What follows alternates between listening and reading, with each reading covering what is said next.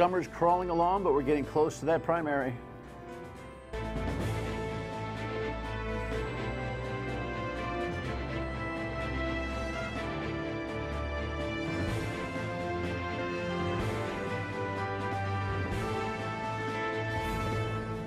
The Dan Yorke State of Mind program is brought to you in part by Lookout Rhode Island and Taco Comfort Solutions. Lieutenant Governor Dan McKee is my guest this evening. You're watching this program on Tuesday, but we are actually recording it on Monday due to our production schedule for the show.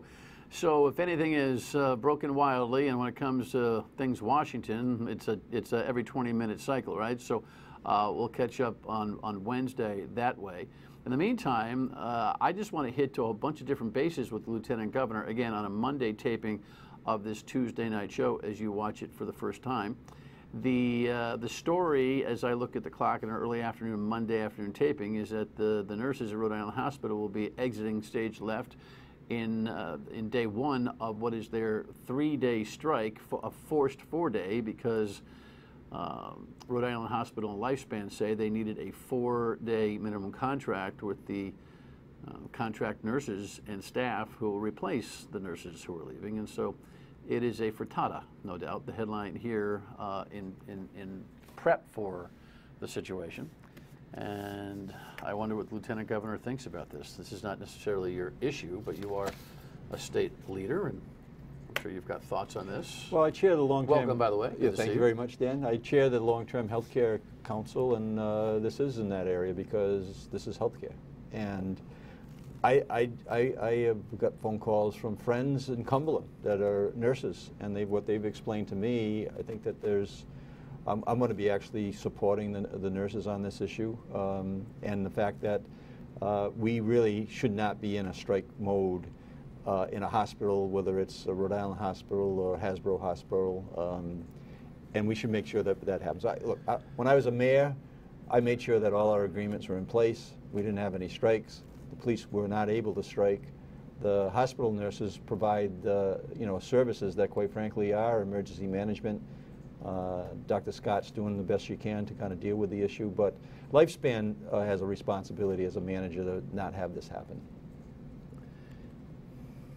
You know, you'd have to get into the nitty-gritty of the dollars and cents here. The last time they had a job action, I remember standing up for the nurses because of what I recall to be forced overtime, which I think from a patient perspective is always nerve-wracking. If you've got, nurses are human beings too, as are doctors. We always worry about lengthy work stays for them so that they, are okay and get things right.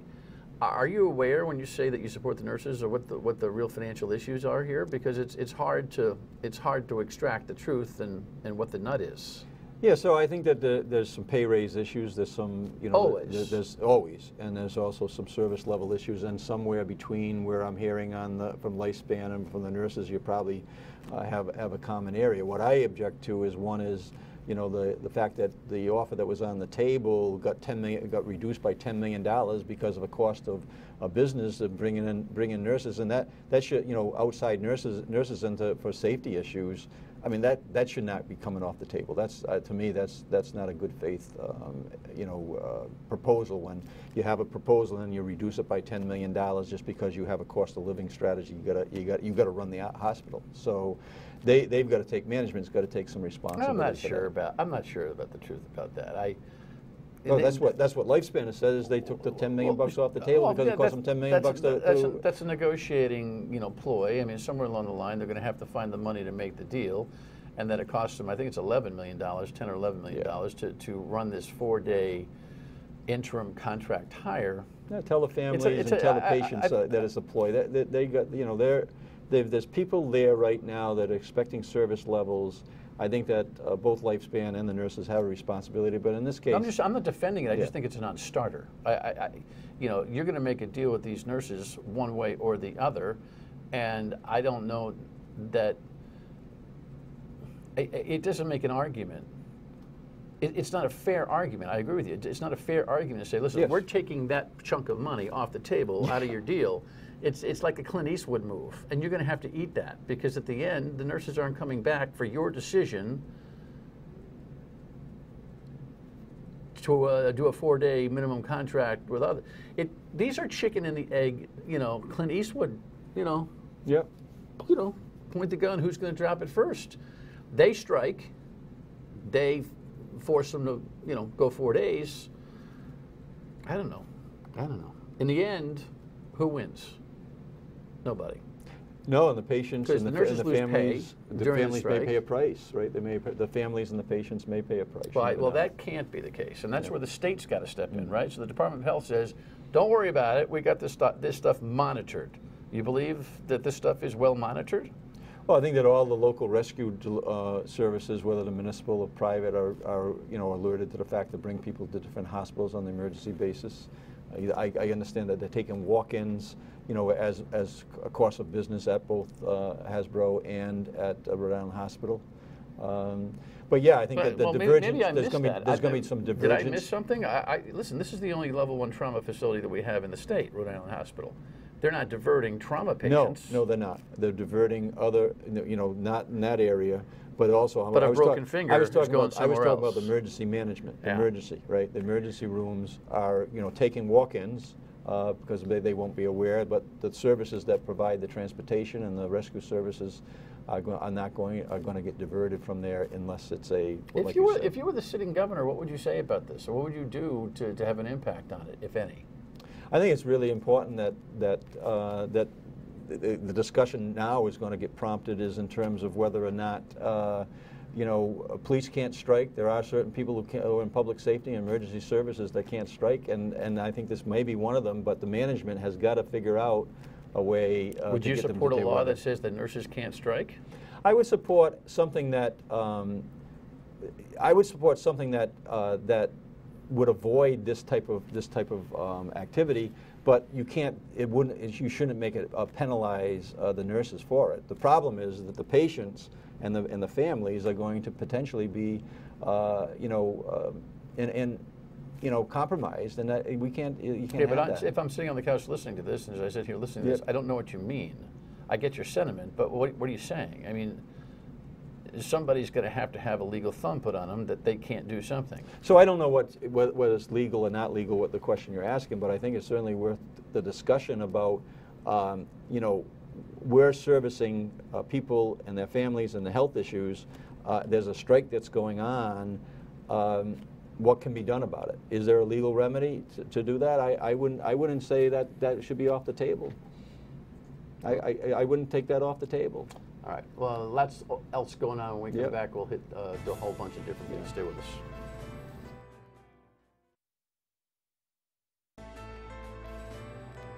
There's been a lot of debate. It's probably been the most vetted project in the state's history. It's great for Pawtucket. We're excited about the revitalization, the opportunity.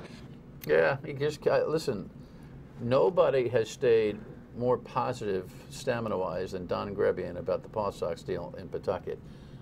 As a former mayor, you got to give him a lot of credit for just I do, and sticking in there. And current mayors have stood with him, as I have as well. Yeah, well, you might be standing there sucking your thumb in a couple of months when they finally decide what they're going to do with this whole thing. You've been quoted in recent publications just about the issue, so what do you think is going to happen here? And the stadium financing deal, and whether the Paw Sox are going to accept it? I think leadership in the state should be continually saying, as I have, that look, we want the Paw Sox to be in Pawtucket. It's important to the city of Pawtucket, as the mayor just said. It's important to Blackstone Valley, and it's important to the entire state. I think that we need to continue to build, buy-in from everybody in the state of Rhode Island. As I mentioned on your show the other day, the Volvo race in Newport, we spent millions of dollars to make that happen. No one in infrastructure. We never complained about that. We did the same thing at Citizens Bank. We did things years ago in the convention center. We've got to listen to the local communities when they say, this is important to my economy. The risk level there is nowhere near what 38 Studios was. It doesn't even come close. And we should be signaling to the Paw Sox management team that as state leaders, we want them here in the Rhode Island. Now they need to take what was passed and they need to figure out how to make it work financially. But we also could be a lot stronger, I think, from the state level of saying support Mayor Grebian support the city of Pawtucket, support Blackstone Well, Valley. this latest financial plan from the House is much more expensive. The pro forma it really doesn't work. And this notion that the taxpayers are without risk is bananas, because if the Pawtucket Redevelopment Agency, which is the finance arm with this House proposal, ends up choking on this deal, they're going to turn to the state to say, hey, listen, we can't let the city go under. We can't borrow any money or sell any bonds anymore because we're upside down on this. There will always be a state cure. So this notion that there's no instrument that impacts the taxpayers is disappointingly the House Speaker's worst, I'll use the word spin to be kind, that I've heard from him ever. It's too bad. So I said you agree? It doesn't have as much risk as 38 Studios. I understand that the new plan is more expensive. I certainly supported Senator Connolly's in the Senate version. I'm not sure that the Speaker I think could it get has that just through. as much risk as 38 Studios, but I don't want to. I Oh, don't want to no, call it it. I don't want to doesn't. call it a 38 Studios. There's a difference between saying Yes. that the risks are equal, but that the deals are nowhere like each other. You have an amateur business person who happened to play baseball, decide to get into a Correct. very risky Correct. business. Today you've got And a 40-year-old. reportedly, the state did not. It was indemnified of having to step in, but the state stepped in because of the moral obligation bonds and all that kind of thing. Even though there are no moral obligation bonds in place here, and that's the Speaker's position, hey, that's why this thing is protected for the taxpayers. If the city of Pawtucket ever ends up on this whole thing, it will be saved. The city of Pawtucket can't go under. Rhode Island can't afford Pawtucket to go under. Knowing municipal budget, this would not even drive a city of Pawtucket into going under a $20 million risk or whatever it is that you're talking about. This is an opportunity that Mayor Grebian sees. He stepped up with a $15 million commitment from his community. If the tax revenue doesn't get realized, which I believe it will if they have the growth that they're talking about, the city of Pawtucket's going to have to pay that portion of the debt. And that's just no different than any other debt that we have. Heck, Town of Cumberland just and backside, they'll be looking for some help otherwise. So it's just the whole thing is just it's really a political hot potato and dropped ball. The governor supported the Senate version, but never went all in to defend it and demand it. The House Speaker is miffed at the governor for all sorts of reasons. The House Speaker and the Senate President are at each other like this. You're not really part of that whole three-way dysfunction, but nobody, I mean, I wish you would at least comment on how dysfunctional the politics have been, and be honest with the people out there watching this thing, that this has been more about personal agendas and screwing each other than it is about a legitimate finance plan that is absolutely worthwhile for the community. Yeah, it's got to get done, and these are the guidelines that they can make it work. They got to figure out how to make it work. You right avoided now. my political speech there. How come? Well, it's a disgrace what's going on. There's with politics involved in everything, but also, if the House didn't pass something that the Senate was willing to pass, then you would have nothing. So there were reps and senators from outside of the Blackstone Valley that were talking about this as a 38 Studios and weren't supporting it, Dan. So you needed to get a majority vote to approve a plan, whether it's more expensive, which we agree that it is, or not. If you didn't have something passed, I would have liked to seen this thing passed 4 months ago, early in the session, The and Senate worked our way passed through this it. thing overwhelmingly. The House could have passed the Senate version overwhelmingly. This was about Nick Mattiello surviving. I his don't own know. district. I don't know whether they had. I don't know whether they had the votes to do it. I was hearing, and people were writing, in the paper that they weren't supporting because they said my community's not supporting it. That was the shame of it, to tell you the truth. No one cared about the investment in the Valvo race down in Newport, millions of dollars. No one cared about the millions of dollars of infrastructure to get Citizens Bank off of 295 for infrastructure improvements. They should be looking at this as Pawtucket's Valvo Well, this race. is the perfect timing. This is the perfect timing for those who are upset about the 38 exercise and government in general to put a flag in the ground. The timing was there. It's a perfect political storm, no doubt. Worcester's deal reportedly is very clean, very clean. So Are you hearing anything about the I difference? only heard last between? summer that the Worcester's very happy with the baseball program that it's got going right now, which is kind of a Cape Cod program. They get 3,000 people show up at the games, and they're very happy with that. So I don't know whether that's changed or not, but regardless, I think it's time to continue to be very positive about, look, we want you here, you know, to signal to the Pawtucket management, who has done a great job for 40 years, beginning with Ben Mondor and on. And this is an institution that belongs in the state of Rhode Island. Your rhetoric is constructive, but I don't think the numbers passed by the General Assembly reflect your sentiment by any stretch. And we'll find out. Yeah, we'll find out. We'll find out. When we come back, and Mayor Grebian's going to make it happen. We'll take a look at the National Grid story, a couple other things the Lieutenant Governor is doing, and there is an election coming up here in the fall. Stay with us.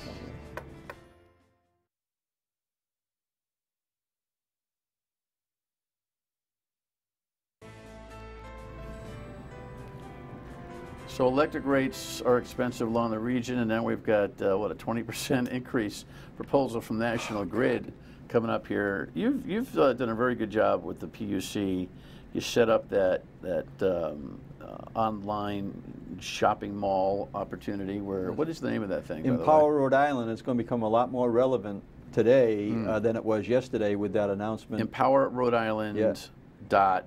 Yeah, just Google Empower Rhode Island. Google Empower Rhode Island. Yes. And you'll come up to the charts where you can literally shop for your electricity. People got to remember, National Grid, allegedly, by structure, doesn't profit on the electricity that they profit on the structure, the delivery, not on the current running through the antennas. So for your listeners, you can buy that from anywhere. Dan, I think it's a really important takeaway is that right now, you can start shopping in Empower Rhode Island. It's safe, it's simple, and you save money.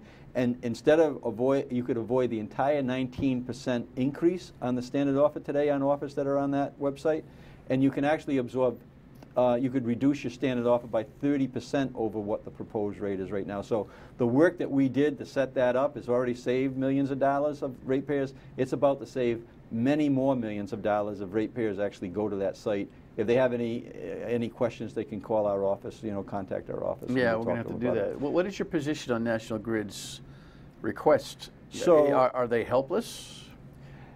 They're procuring these contracts, and that's what's driving the rate. But that's why the defense is we got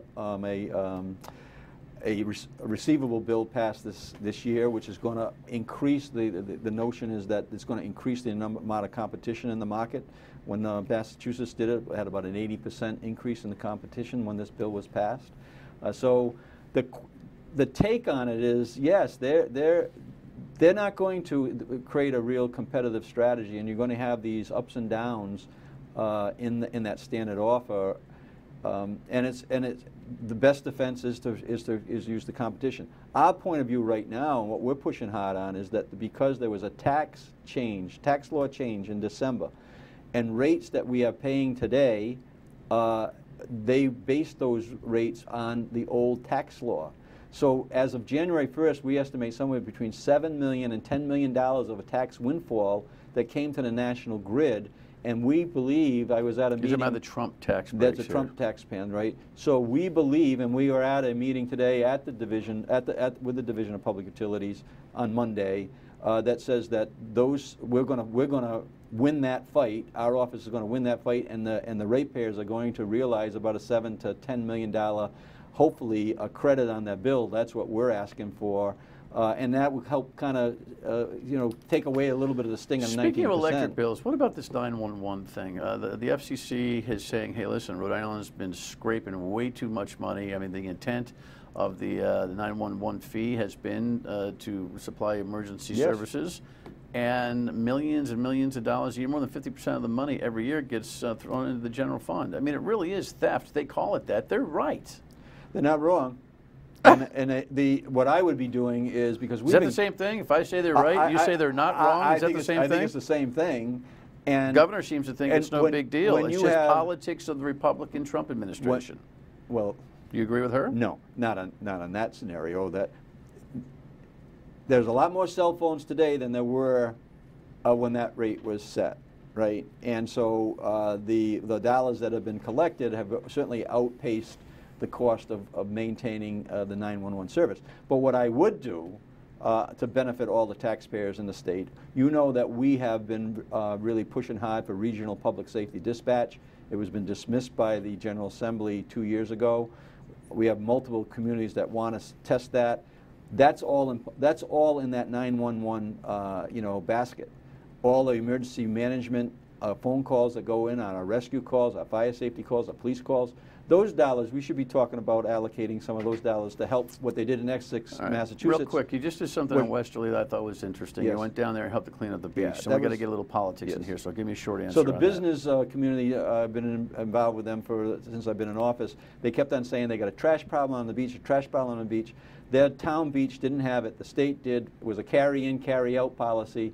And what we were able to do is bring the state together with the local community, with the business community, and now they have a plan that is a short-term plan to be able to capture the bags as they come off the beach into containers, and it's being managed by the business association down there.